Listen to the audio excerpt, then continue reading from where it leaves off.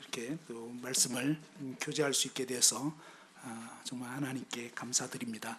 또 아울러서 정말 많은 성도님들이 이 한마음 한뜻이 되어서 정말 그 기도하시고 또 헌신하시고 또 물심양면으로 함께 하게 됐을 때 처음에 이제 이 예배당이 꾸며지고 또 의자가 쫙 깔려 있었을 때 처음 딱 들어왔을 때 아주 그 느낌 굉장히 이렇게 뭐라고 이렇게 말로 표현할 수 없는 그런 정말 이렇게 감사하고 또 놀랍고 그랬습니다. 참 이 하나님께서 저희 가운데 정말 진정으로 높임을 받으시고 또 영광을 나타내 주시기를 소원하고 또 기도하는 그런 마음이 있습니다. 정말 이 예배당을 통해서 예배당 자체가 목적이 아니라 정말 이 예배당을 통해서 하나님이 높임을 받으시고 또 좀 죽어가는 많은 영혼들이 더해질 뿐만 아니라 그들이 이 훈련되어지고 무장되어서 계속 또 하나님 나라가 확장되는 그러한 놀라운 역사가 일어났으면 좋겠습니다. 함께 말씀을 보시겠습니다. 전도서 12장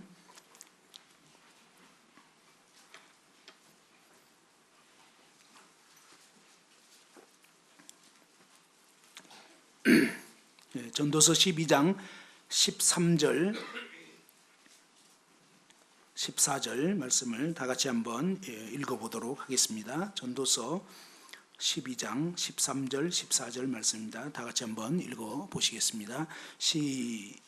찾으셨나요? 전도서 12장 13절 14절 시작. 일의 결국을 다 들었으니 하나님을 경외하고 그의 명령들을 지킬지어다. 이것이 모든 사람의 본분이니라. 하나님은 모든 행위와 모든 은밀한 일을 선악간에 심판하시리라. 아멘. 오늘 이렇게 그 인생의 본분 혹은 인생의 목적에 대해서 좀 함께 하나님 말씀을 상고해 보고자 합니다. 이 원수 마귀는 우리에게 끊임없이 너 자신을 위해서 살아라 이렇게 얘기를 하는 것 같습니다. 그리고 지금은 이 온 세상이 그런 식으로 정말 이렇게 나 자신을 위한 그런 삶을 살아야 할 것 같이 계속 부추기고 있고 또 굉장히 그런 얘기를 들으면 뭔가 이렇게 듣기가 좋은 것 같아요. 나를 위해서 살으라고 하니까 기분도 좋아지고 뭔가 이렇게 또 자기를 위해서 살면 살수록 뭔가 괜찮을 것 같은데 그런데 성경은 우리에게 어떤 부분을 알려주고 있냐면 바로 이 자기 자신을 위한 그런 삶을 살게 될 때 어떻게 되는지 이 전도서 말씀 앞부분에 보면 나와 있습니다. 이 전도서는 이 솔로몬이 그의 생애의 말년에 참 인생을 어떻게 보면 다 살아보고 마지막 부분이 되었을 때 참 자신의 삶을 후회하면서 그러면서 이제 마지막 결론을 내린 것이 뭐냐면 바로 조금 전에 함께 읽었던 이 말씀입니다. 일의 결국을 다 들어보니까 결론이 뭐냐? 우리 인간의 진정한 그 본분, 목적이 뭐냐면 하나님을 경외하고 그 명령을 지키는 것. 이것이 모든 사람의 본분이니라. 이것은 어린아이서부터 노인에 이르기까지 사실 우리 모든 사람이 해야 할 진정한 본분, 삶의 목적. 그것은 뭐냐면 바로 하나님을 경외하고 그분의 명령을 지키는 거라고 하는 것입니다. 그런데 좀 전에 말씀드린 것처럼 이 원수 마귀는 그게 아니고 너를 위해서 살아라. 그죠? 이 너를 위해서 살아라고 한 것이 이 에덴 동산에서 아담과 하와를 속일 때, 이 하와를 속일 때 사탄이 한 말입니다. 하나님은 분명히 이 선악을 알게 하는 나무 열매를 먹지 말라. 그렇게 명령하셨지만 그런데 이 사탄 마귀는 교묘하게 여자에게 하나님이 전부 다 못하겠는가? 전부 다 먹지 못하겠는가? 한 다음에 그 다음에 뭐냐면 사실은 그것을 먹으면 너희 눈이 밝아져서 하나님 같이 될까 봐 하나님이 먹지 못하게 한 것이라고 했습니다. 그러면서 이제 우리 인간에게 부추긴 것은 뭡니까? 어떤 것도 검지된 것이 없이 그냥 내가 하고 싶은 대로, 내가 갖고 싶은 대로, 내가 놀고 싶은 대로, 그죠? 한마디로 내 멋대로 사는 그런 삶을 계속적으로 이 원수 마귀는 조장을 한 것입니다.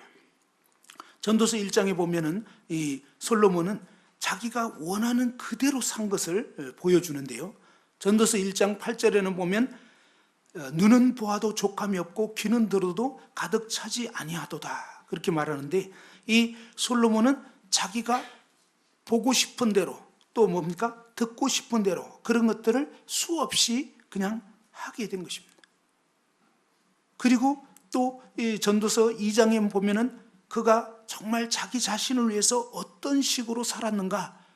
기본적으로 쾌락을 추구했습니다. 막 즐거운 거, 기쁜 거, 그죠? 재밌는 거 이런 것들을 추구하면서 뭔가 이 웃음에 대해서 또 희락에 대해서 그다음에 또 술을 즐기면서 여러 가지로 자기 육신을 어떻게 하면 내 육신을 즐겁게 할까? 그렇게 해보면서 그런 즐기는 삶도 살았고, 그 다음에는 어떠냐면 사업을 크게 하고 또 나를 위해서 집들을 짓고 여러 가지 일들을 다 했습니다. 그리고 또 이제 이 정원도 잘 갖고 보고 또 남녀노비들을 사기도 하고 또 집에서 그 종들을 낳기도 하면서 또 소유, 그죠? 소와 양떼와 이런 소유를 굉장히 많이 늘리고, 그 다음에 인생들이 기뻐하는 그런 처첩들을 많이 두고요. 노래하는 남녀, 그죠? 이 그냥 라이브 뮤직 뭐 이런 것들을 다 이렇게 동원하면서 한마디로 이 솔로몬의 삶을 보면요. 무엇이든지 내 눈이 원하는 것을 내가 금하지 아니하며 무엇이든지 내 마음이 즐거워하는 것을 내가 막지 아니하였으니. 참 이 솔로몬은 자기가 하고 싶은 거, 갖고 싶은 거, 놀고 싶은 거, 원하는 거 다 했습니다. 그런데 이것이 오늘날 사탄이 수많은 사람들에게 그냥 어릴 때부터 계속 그런 것들을 심어주고 있고요. 수많은 사람들이 그런 삶을 살고 있습니다. 그런데 놀라운 것은요, 그런 삶을 산 결론이 뭐냐? 헛되고 헛되며 헛되고 헛되니 모든 것이 헛되도다. 나를 위해서, 나의 유익을 위해서 내가 하고 싶은 대로 사는 그 삶은 사실은 뭐냐면 허무한 삶이고 아무것도 아닌 정말로 어리석은 삶을 사는 것이라는 것입니다. 그러면 어떻게 사는 것이 합당한 것인가? 그것은 바로 이 하나님을 경외, 하나님을 알고 그분의 뜻을 알고 그분의 뜻대로 우리의 생애가 드려지는, 그것이 진짜 보람 있고 의미 있고 가치 있고 정말 열매가 풍성한 그러한 삶이 되는 것입니다. 솔로몬이 이렇게 어리석은 삶을 살았지만 우리 주 예수 그리스도는 어떠했습니까? 우리 주 예수 그리스도는 아버지 하나님의 뜻을 행하기 위해서 이 땅에 오신 것입니다. 주님은 주님 자신의 어떤 삶을, 주님이 원하는 어떤 뜻을 이루려고 오신 게 아니에요. 내 뜻대로 마옵시고 아버지 뜻대로 하옵소서 그랬죠. 예수님은 아버지 하나님의 뜻이 무엇인가? 그 아버지 하나님의 뜻은 뭡니까? 그분이 아들 하나님이시지만 이 땅 가운데 인간의 몸을 입고 종의 형체를 가지고 그 다음에 인간이 죄에 빠져서 도저히 거룩하신 하나님 앞에 나올 수가 없습니다. 그런 인생들을 위해서 우리 주님이 친히 자기 자신을 화목 제물로 내어주는, 주님은 자신이 왜 오셨는지를 분명히 알고 오셨습니다. 인자에 온 것은 섬김을 받으려 온 것이 아니고 도리어 섬기려 하고 자기 목숨을 많은 사람의 대속 제물로 주시기 위해서 오셨다. 그렇게 말씀하셨고 그분의 일생이 뭡니까?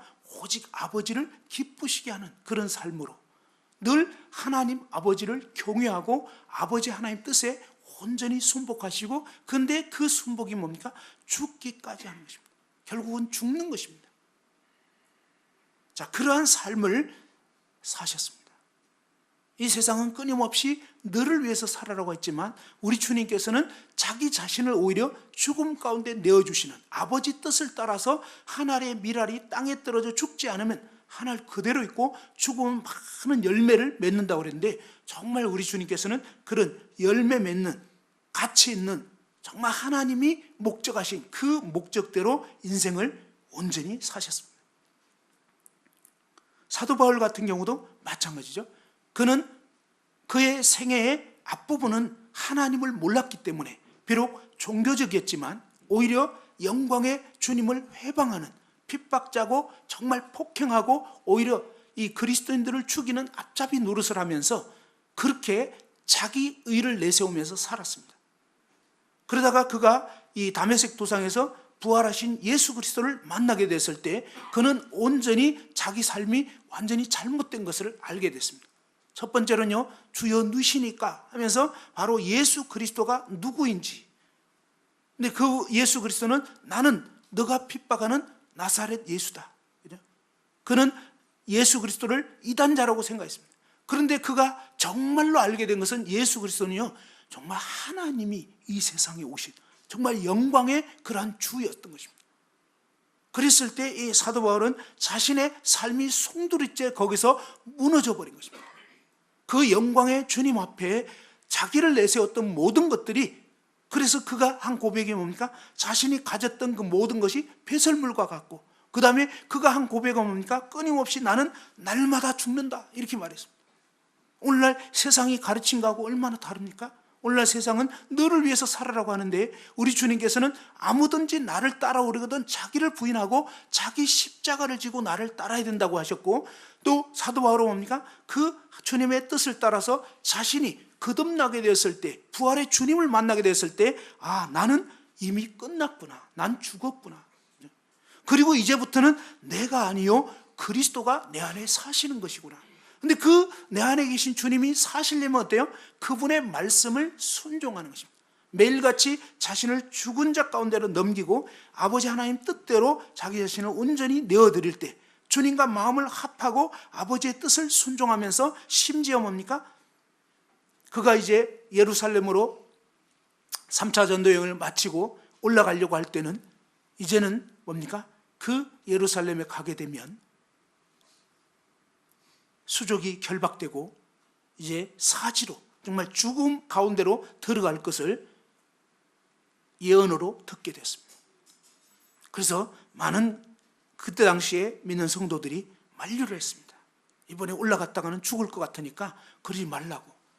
근데 사도 바울이 정말 그가 한 고백이 있습니다. 나의 달려갈 길과 곧 주 예수께 받은 사명 곧 은혜의 복음 증거하는 일을 마치려 하면은 나의 생명을 조금 더 아끼지 않는다. 우리 삶의 대부분의 문제는요, 무엇입니까? 하나님의 영광이 문제입니까? 아니면 나의 목숨이 문제입니까?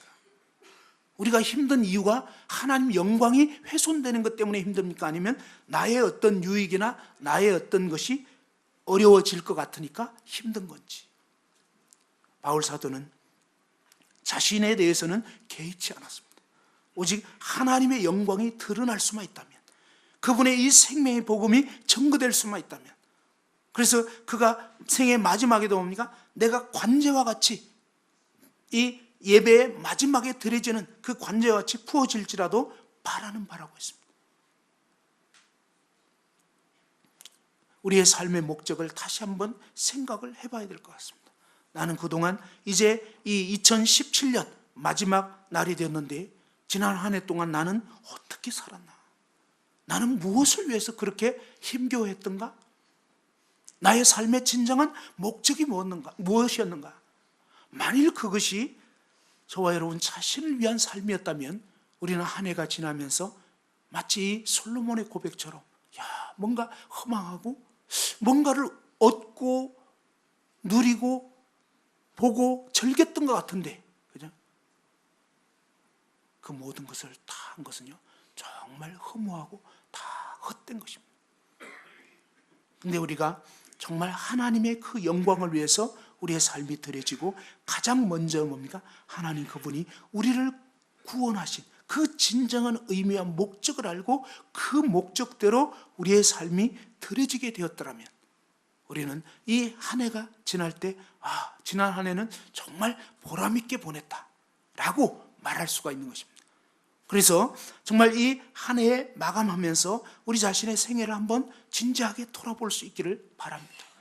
그리고 하나님께서 우리를 아직은 살려주셨기 때문에, 그렇다면 뭡니까? 이 다가오는 새해 우리가 어떻게 살아야 될 것인가, 이 부분에 대해서 한번 진지하게 이 말씀을 통해서 비추어보고 생각해보고 우리의 이 의식이 바뀌어지는 것이 필요하다, 이런 생각이 듭니다. 왜냐하면 사단은 끊임없이 우리에게 거짓말 혹은 거짓된 생각, 인생을 그냥 허비하고 낭비하도록 그렇게 부추기기 때문에 저희가 깨어서 하나님이 뭐라고 말씀했는가, 성경은 어떻게 되어 있는가, 왜 하나님 말씀은 진리거든요. 영원한 진짜라는 거예요. 그래서 이 영원한 하나님의 말씀에 비추어서 우리의 이 눈금이 다시금 재조정이 되고 바르게 이렇게 이 자가 형성이 돼야 이 새롭게 삶을 살아갈 수 있기 때문인 것입니다.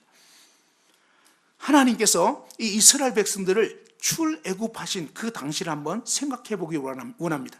성경은 이 모형과 그림자라고 합니다. 모형과 그림자. 다시 말해서요, 이 구약 성경은 오늘날 이 신약 시대를 사는 우리에게 이 모형이 되는 것입니다. 그리고 이 구약과 신약이 함께 어우러지면서 하나님께서 하나님 그분의 총체적인 뜻을 우리에게 나타내 주는 것입니다.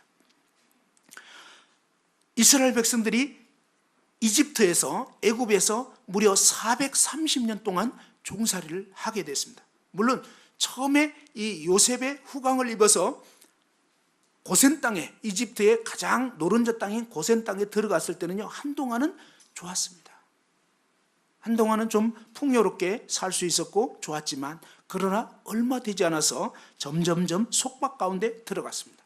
참 이 마귀의 작전이 그렇지 않습니까? 우리에게 처음부터 별로 안 좋으면 거기에 있을 이유가 없는 거죠. 처음에는 항상 달콤한 걸 제공합니다. 그런데 그 다음부터는 뭡니까? 그 달콤함이 속박이 되어버린 것입니다. 그리고 이제는 벗어나고 싶어도 벗어날 수 없는, 그것이 바로 이 죄악된 세상을 통치하는, 세상 임금이 되어 있는 그 사단의 종로로 타는 사람들의 특징이 그와 같습니다. 처음에는 사단이 주는 어떤 달콤한 것 때문에 한 발을 들여놓게 되지만, 그 다음부터는 점점 거기에 빠져서 이제는 스스로의 힘으로는 도저히 빠져나올 수 없는 그런 중독, 뭔가 이렇게 그 가운데서 이제 얽혀버렸고 도저히 스스로는 풀어나올 수 없는 이러한 상태에 빠지게 된 것입니다. 이스라엘 백성들은 이 애굽에서, 죄악된 세상을 상징하는 애굽에서 이제 400년 넘게 지내게 됐습니다. 갈수록 힘들었습니다. 그리고 이제 정말 이 엄청난 바로의 압제 아래, 바로의 그 세력 아래 종이 된 이 이스라엘 백성들은 도저히 거기서 나올 수가 없는 것입니다. 이것이 뭘 상징합니까? 이것이 바로 전날에 이 마귀에게 종노릇하고 이 죄악된 세상이 전부인 줄 알고 세상을 추구하면서 점점 이 죄악의 속박 가운데 살아가던 마귀에게 붙잡혀 있었던 저와 여러분들의 모습이 아닙니까? 그런데 이런 가운데 있던 우리 인생들을 하나님께서는 건지시고 정말 이제 이 마귀에게 굴복하는, 마귀에게 종노릇하는 그런 존재가 아니라 정말 영화로우신 하나님 그분을 예배하는 그런 예배자로 삼고자 하나님 우리를 부르시는 것입니다. 하나님께서 모세를 보내셔서 이스라엘 백성들에게 또 이 바로에게 한 증거가 있습니다. 출애굽기 5장 말씀 한번 보시겠습니다.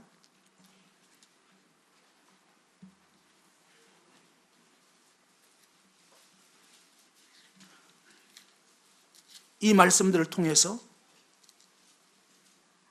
저희들이 왜 구원받게 됐나, 우리는 어떻게 살아야 되나, 이런 부분들을 한번 진지하게 생각해 보기를 원합니다. 출애굽기 5장 1절부터 1절 말씀을 먼저 같이 한번 읽어보겠습니다. 출애굽기 5장 1절 말씀입니다. 시작.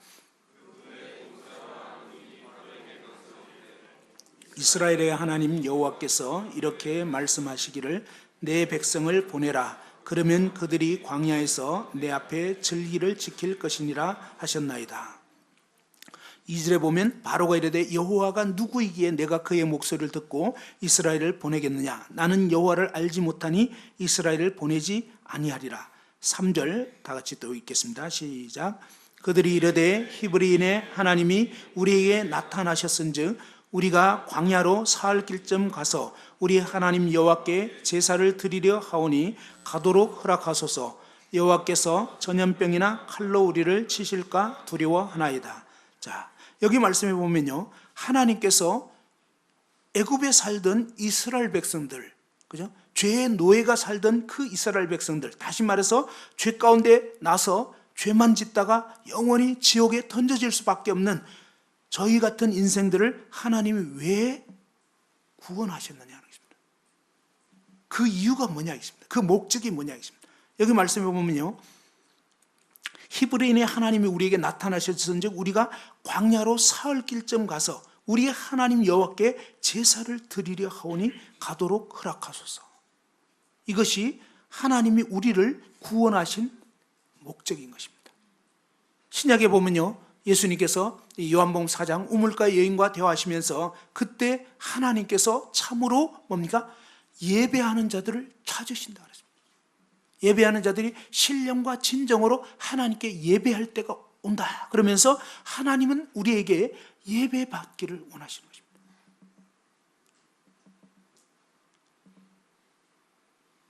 예배가 무엇입니까? 예의를 갖추어 절하다. 이것이 한문의 그냥 순수한 뜻입니다. 그리고 이제 이 예배라는 그 의미 자체가 굴복하다, 엎드려 부복하다, 그리고 정말 가치를 돌리다. 정말 하나님의 어떠하심 그대로를 하나님께 돌려드리는 그것이 예배입니다. 하나님은 이 마귀의 종로로 타고 마귀를 숭배하던 그런 우리 인생들을 그 가운데서 건져내어 영화로우신 하나님 그분만을 예배하는, 그분을 높이는 그러한 삶으로 우리를 부르신 것입니다.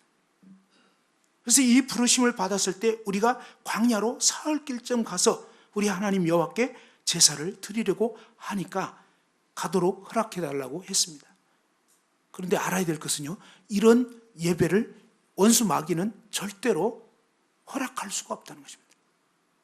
허락하고 싶지도 않고 허락할 수가 없다는 것입니다. 그래서 끝까지 뭡니까? 막아서는 것입니다. 어쩌면 저희 삶 가운데서 정말 하나님을 참되게 예배하게 된다면 놀라운 역사가 일어날 것입니다. 그런데 참 저희 가운데 이 하나님의 어떠하심을 제대로 알고 하나님 그분이 받으셔야 할 그 영광을 마땅하게 돌려드리는 이런 삶이 우리에게 어느덧 결여되어 있고 잘 알지 못하고 이렇게 되면서 점점 뭡니까? 우리가 부르심 받은 삶의 진정한 이유, 목적, 본질 이것을 점점점 망각해버린다면 상당히 심각해지게 되는 것입니다. 여기 보면 예배를 드리기 위해서는 사흘 길쯤 광야로 가야 된다고 되어 있습니다. 사흘 길쯤 광야? 그것이 뭔지 이제 조금 후에 볼 수 있겠습니다. 사단이 절대 허락지 않을 거기 때문에 하나님께서는 이 애굽에서 그들이 섬겼던 모든 거짓 신들을 징벌하는 10가지 재앙을 내리시게 되잖아요. 첫 번째로는 이 나일강을 핏물이 되게 하는, 그래서 나일강을 신으로 섬기고 먹고 사는 것이 전부가 되어 있었던 그들에게는 이 젖줄과 같은 이 나일강을 의지하고 있었던 것입니다. 우리의 삶에서도 참 끊임없이 모든 것을 공급해 주시는 근원자이신 하나님을 의식하는 것이 아니라 당장 눈앞에 보이는 나일강이 보이는 것입니다. 나일강이 왠지 나를 먹여 살리는 것 같은, 그죠? 가깝게 생각하면 여러분의 나일강이 어디 있는지, 여러분의 뭐 직장이라든지, 그죠? 그래서 우리가 흔히 하는 말이지만 직장 갈 때는 진짜 지각 잘 안 하잖아요. 왜요? 자꾸 지각하고 이러면 어떻게 되죠? 네, 잘립니다. 무섭죠. 말 안 해도 그냥 알아서 잘합니다. 그런데 우리가 하나님을 예배할 때는 별로 그런 의식이 없는, 좀 뭔가 이렇게 좀 지금 잘못되어 있구나 이걸 생각해 봐야 되는 거예요. 정말 크고 놀라우신 우리 존재 자체가 하나님 때문에 존재하게 된 건데, 그리고 또한 구원받은 우리들은요, 그 주님 때문에 우리가 정말 이 영원한 생명을 얻게 된 것입니다. 그리고 하나님 우리를 통해서 진정한 예배를 받기 원하시는데 우리는 그분에 대한 인식이 별로 없는, 만일 그렇다면 우리는 정말 하나님께로 돌이켜 회개하고 하나님께 엎드려야 되겠습니다. 그들은 이 풍요와 다산을 추구하면서 개구리를 신으로 섬겼습니다. 왜냐하면 개구리는 알을 많이 낳잖아요. 그죠? 그러면서 뭡니까? 오늘날도 뭡니까? 사실은 저부터도 참 그런 어떤 얼핏 그런 생각들이 있습니다. 뭔가 이렇게 뭔가 풍요롭게 될 것 같고 뭔가 잘 될 것 같고 막 이런 것들이 있는 것 같으면 솔깃해져 가지고 우리 마음이 이상한 것에 자꾸 이끌리는 것입니다. 그래서 하나님 그분이 주신 것에 만족하지 못하고 또 정상적인 어떤 그런 삶의 과정을 밟는 것보다는 오히려 편법을 쓰고 싶고 막 이런 어떤 욕심과 충동에 이끌리는, 주님께서는요, 그것이 추구하는 그것이 얼마나 번거롭고 아닌가를 깨우쳐 주는 것입니다. 개구리 떼가 막 올라오면서 이게 아니구나. 그죠? 사실은요, 이 세상적으로 그런 풍요와 재물과 막 이런 것들을 추구하는 삶이요, 우리 인간을 굉장히 피폐하게 만듭니다.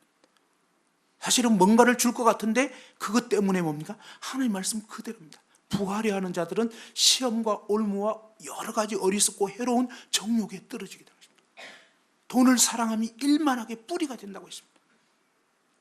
그러면서 정말 우리는 둘 중에 하나잖아요. 하나님을 진정으로 경외하든지 아니면 돈을 추구하든지.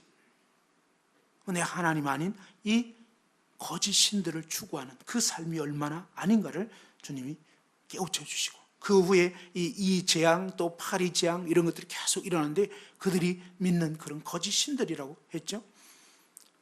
자, 이 파리 재앙까지 겪으면서 하나님의 그 권능 앞에 바로가 이제 조금 마음이 낮아지게 됐습니다. 8장 출애굽기 8장 25절을 같이 한번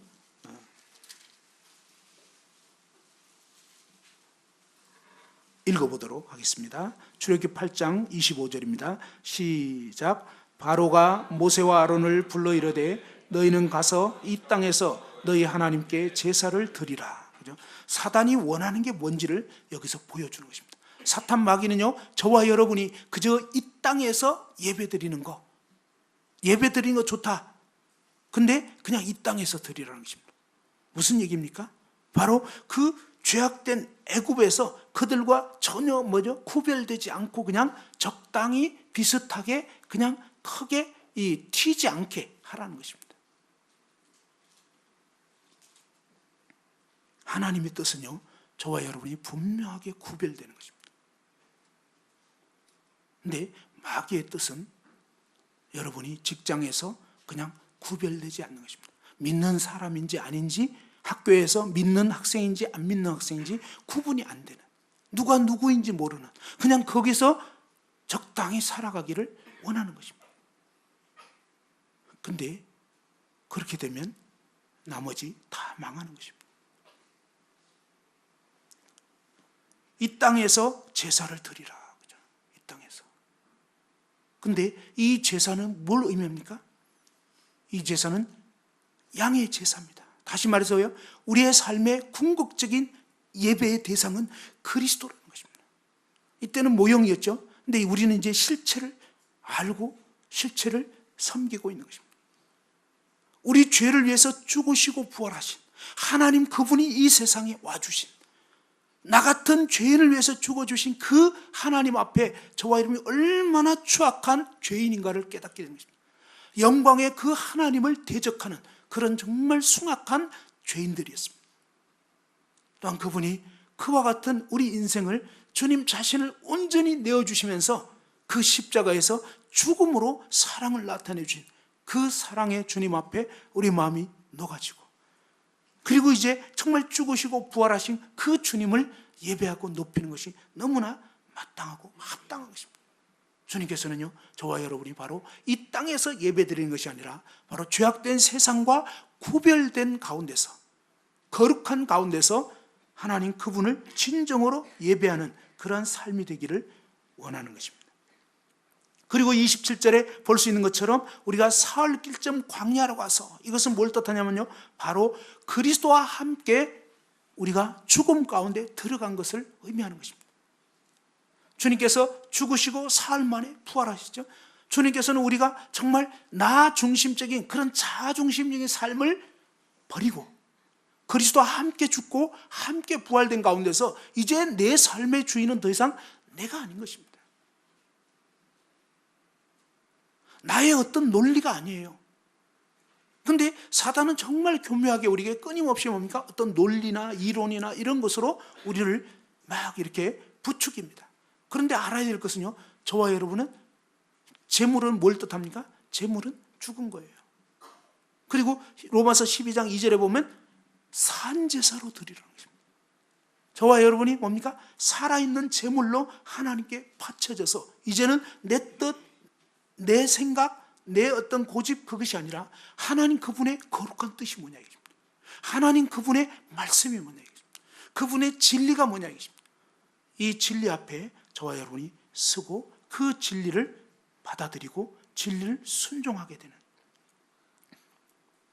28절에 보면 이 출애굽기 8장 28절에 바로가 이르되 내가 너희를 보내리 너희가 너희 하나님 여호와께 광야에서 제사를 드릴 것이나 어떻게 하지는 말라고요? 너무 멀리 가지는 말라. 예, 오늘 형제님들은 너무 멀리 가지는 말아야 됩니다. 이사를 해야 되니까.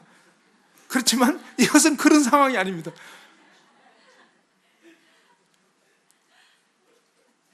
바로는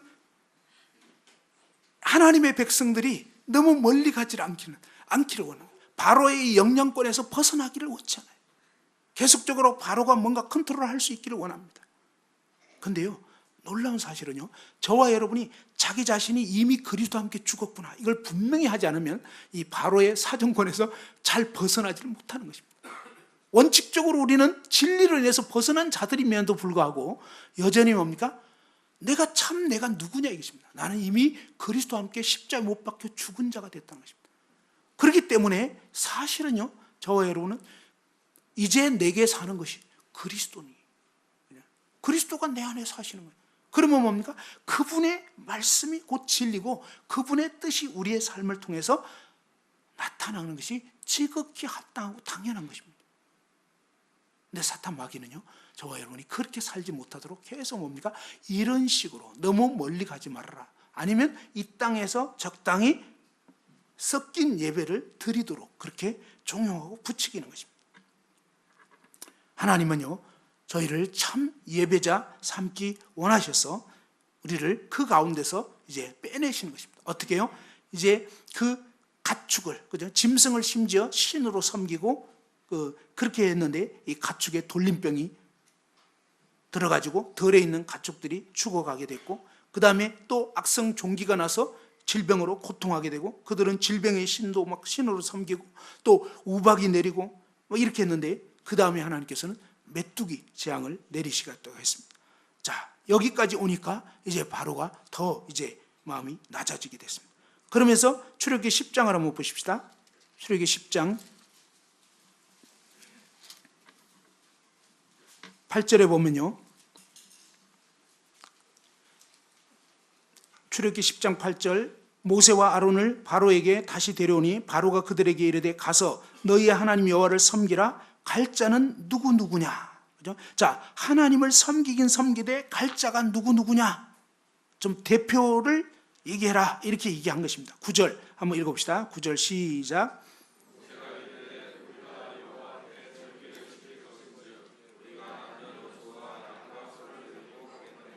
예.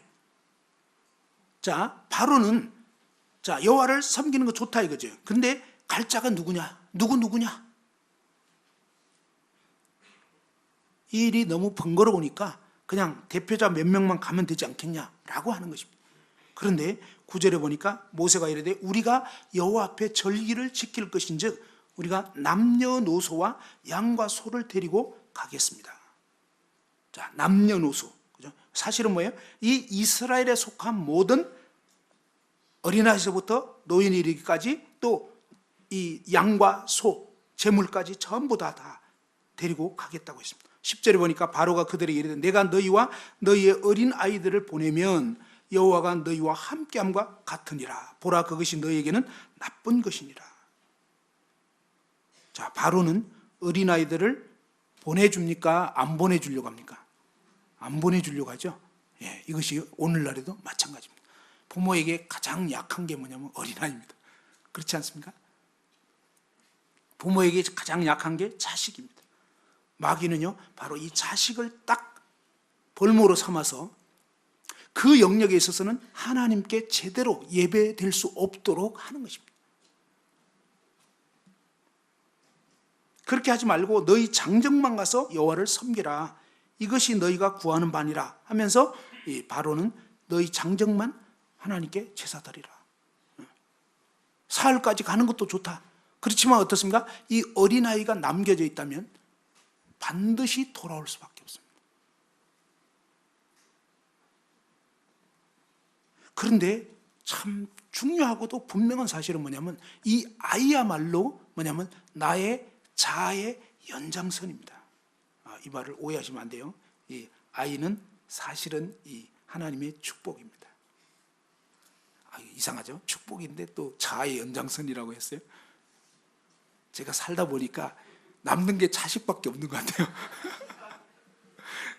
뭐 오래 산 것도 아니지만 살아보니까 야, 정말이다. 이거 근데 마귀가 속인 거예요. 그냥 사실은 자식을 놓고 기르는 거야말로 우리 인생에 정말 즐거움 같아요. 그리고 남는 장사 같아요. 네, 하나님은 그렇게 말씀하셨거든요. 그게 맞는 거라고요. 근데 세상은 반대로 얘기한 거예요.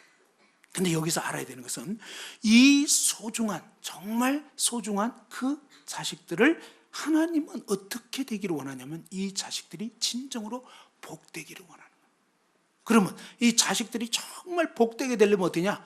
첫 번째로 어떻게 되냐면 자녀들이 하나님을 경외하게 돼야 되는 것입니다. 그게 최고의 복인 것입니다. 하나님과 함께하면 그 인생은 끝나는 것입니다. 그냥 왜? 하나님이 함께하니까. 그죠? 그런데 이 자녀들이 하나님을 경외하려면 어떻게 해야 경외할 수 있느냐? 이런 말이 있죠. 부전자전. 무슨 얘기냐면 바로 자녀들이 하나님을 경외하려면 결국은 뭐냐면 부모가 하나님을 경외해야 되는 것입니다. 자녀들의 모습을 통해서 하나님이 나를 지금 비추어 주는 거예요. 왜냐하면 자식은 이 뭐죠? 열매입니다. 열매. 그래서 이 열매의 모습을 보면서 이 뿌리의 모습이 어떤가를 드러내주고 있는 것입니다. 그래서 하나님은 우리에게 원하시는 것이 먼저 우리 자신이 하나님께로 돌이켜지고 하나님의 진리의 말씀의 터 위에 굳게 서서 정말 하나님을 먼저 부모들이 제대로 경외하고 그 다음에 그 자녀들을 하나님을 경외하는 아이들로 가르치기를 원하시는 거예요.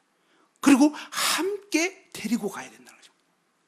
애들을 그냥 방치해놓고 놔두면 되는 게 아닙니다. 하나님 뜻은요, 아이들까지 다 데리고 가는 것이라는 것입니다. 그래서 아이들이 어려서부터 뭡니까? 물어본다는 것입니다. 이것이 무슨 뜻이냐? 그죠? 이 6월절 제사 지낼 때 부모한테 물어본다는 거예요. 아니, 이걸 왜 해요? 그죠? 우리가 만찬을 대할 때 뭐예요? 아이들은 못 먹게 하잖아요. 얼마나 아이들이 힘들겠어요. 근데 무조건 못 먹게 한다고 능사가 아니에요. 왜 지금은 먹을 수가 없는지. 그죠? 거듭나야 돼요. 그 다음에 침례 받아야 돼요. 그렇게 해서 뭡니까? 정말 이게 중요한 그런 예식이라는 걸 알아야 돼요. 구원받고 침례로 믿음을 고백한 성도들이 정말 그 주님을 기억하면서 대하는 거잖아요. 6월절 예식을 그렇게 행하는 거 보면서 정말 이 양이 처절하게 죽어가는 그런 모습 볼 때, 야, 저렇게 순결한 양이 왜 죽어야 되나? 그죠? 그때 사실은 뭐예요? 진짜 복음을 전할 수 있는, 정말 자녀들을 가르칠 수 있는 그 가장 소중하신 예수 그리스도께 주목할 수 있는 너무나 중요한 그런 기회들이 되는 것입니다. 그래서 정말 우리에게도 그러한 이 진정으로 하나님 그분을 예배하는 이런 것이 필요한데, 사실은 참 우리 갓난 아이, 그 다음에 또 이제 아직 미취학 아동들, 이렇게 아이들 기르는 그런 그 부모님들 보면 정말 수고가 많아요. 또 최근에 이제 저도 들어보니까 정말 아이가 어린 상태에서 막 이렇게 거의 연년생 비슷하게 막 줄줄이로 이렇게 생기게 될 때, 성경은 어떻게 말해요? 성경은요, 태의 열매는 여호와의 상급이다. 정말 너무너무 소중한 존재들이에요. 근데 막상 키우려고 할 때 굉장히 힘듭니다, 사실은. 그죠? 그래서 정말 그 아이가 뭐 밤낮으로 잘 자지 않고 막 힘들고 이러잖아요. 근데 이 진짜 온전한 훈련, 기쁨으로 크는 자녀, 그 책을 우리 그 어린 아기들을 둔 부모님들 필독을 하시면 좋겠어요. 옛날에 읽어보셨겠지만 다시 읽어보세요. 그리고 정말 그 아이들을 두 부류가 딱 나오잖아요.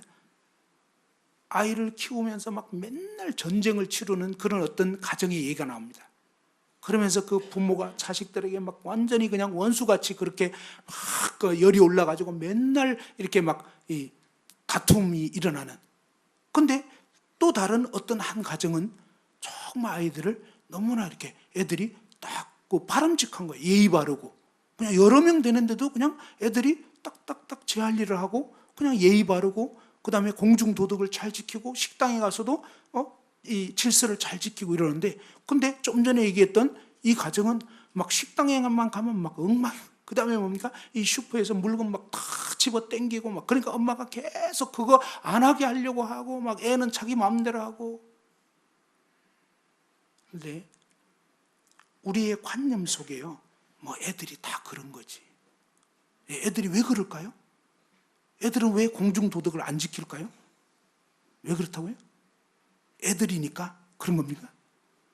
죄인이니까 그런 거예요. 죄인이니까 죄를 짓는 거예요. 말을 안 듣고. 그래서 하나님은 우리에게 어때요? 그 아이들을 어려서부터 마땅히 행할 길을 가르치라고 한 것입니다. 오늘 제가 이 남자 화장실 아까 이제 잠깐 들어갔었는데, 근데 이 안쪽에 갔더니 그냥 좀 표현이 그러네요. 응가물이 이렇게 그대로 막 있고 안 내려가는 거예요. 왜 안 내려가냐면 막 휴지가 잔뜩 있어요. 분명히 옆에 휴지통이 있는데 휴지를 막 거기다 잔뜩 집어넣어가지고 막히게 만드는 거예요. 왜 이럴까? 누가 그랬을까? 우리는 믿고 싶어요. 외부에서 누군가 와서 그렇게 했다고. 근데 사실은요, 우리 자녀들이, 설마 어른이 그렇게는 안 했겠죠? 우리 자녀들이 그냥 바로 우리의 문제인 것입니다. 우리가 뭔가 이 의식이 잘 없구나. 그죠? 이렇게 여럿이 사용하는 이런 공간을 정말 이렇게 어떻게 써야 되는지, 이미 휴지통이 다 있는데도 불구하고 그렇게 해버리면 그럼 참 곤란을 겪게 되는 것입니다. 그죠?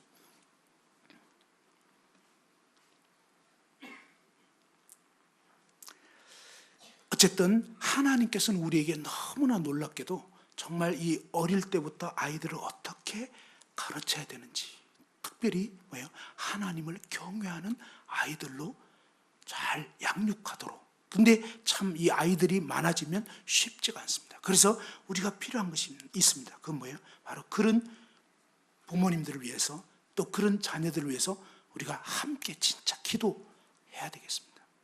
물론 기도하시겠지만 저는 이번에 생각하면서 참 기도가 되더라고요. 그리고 또 이렇게 쌍둥이를 이제 임신해서 곧 뭐 다음 달이면 출산하게 되는 그런 자매님도 있고, 또 뭐 이렇게 거의 연년생으로 다 어린데 또 이렇게 아기를 갖게 되고 이제 이런 경우도 있고, 그런데 정말 이것이 기쁜 일이고 정말 복된 일인데, 그러나 하나님은 우리에게 이 짐을 주신 거예요. 사실은 물론 직접적으로는 부모님이 감당을 하는 거지만 사실은 우리가 한 가족이기 때문에 우리가 함께 그 힘들어하고 어려워하는 것을 이해하고서 우리가 또 같이 이렇게 좀 그 부분들을 도와주는 이게 필요한 것 같아요. 그런 부분 정말 기도하시면서 정말 주님 앞에서 그런 부분들을 함께 또 해줄 수 있다면 너무나 좋지 않겠나, 이런 생각이 들었습니다. 무엇보다도 정말 기도 많이 필요하고요. 정말 도와주시는 게 필요합니다. 메뚜기 재앙 이후에 이제 아홉 번째로는 흑암 재앙이 임하게 되는데 출애굽기 10장 24절 한번 보십시다. 24절 다 같이 한번 읽어봅시다. 출애굽기 10장 24절 시작. 바로가 모세를 불러서 이르되 너희는 가서 여호와를 섬기되 너희의 양과 소는 머물러 두고 너희 어린 것들은 너희와 함께 갈지니라. 자, 이제 어린아이까지도 딸려 보내긴 했지만 양과 소는 머물러 두라고 했습니다.